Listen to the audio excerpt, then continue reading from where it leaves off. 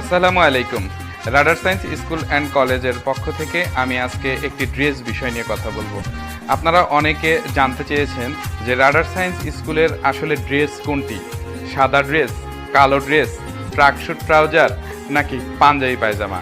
আসলে বিষয়টি হচ্ছে রাডার সায়েন্স স্কুল অ্যান্ড কলেজটি ক্যাডেট কারিকুলামে আবাসিক স্কুল। এখানকার বাচ্চাদের যেহেতু এক একটি সময় এক এক ধরনের কর্মচঞ্চলতা থাকে, তখন তাদের কর্মচঞ্চলতার উপর ভিত্তি করে তাদের ড্রেসগুলো আলাদা হয়ে থাকে। স্কুল ড্রেসটি হয়ে থাকে কালো, বা কোনো সেমিনারের ড্রেসটি হয়ে থাকে তাদের কালো, আর হচ্ছে কোথাও আউট ড্রেস, বাহিরে ঘুরতে যাওয়া, শিক্ষা সফর, এই ড্রেসটি তাদের সাদা হয়ে থাকে। ধর্মীয় পোশাক তাদের পাঞ্জাবি পায়জামা, এবং খেলাধুলার জন্য রয়েছে জার্সি সেট এবং ট্রাকস্যুট ট্রাউজার, এবং ফুটবল খেলার জন্য রয়েছে বুট এবং ফুটবল খেলার জার্সি। তো সুতরাং এই কারণেই রাডার সায়েন্স স্কুল অ্যান্ড কলেজের শিক্ষার্থীদের ড্রেসগুলো এক এক সময় এক এক রকম ভিন্ন হয়ে থাকে।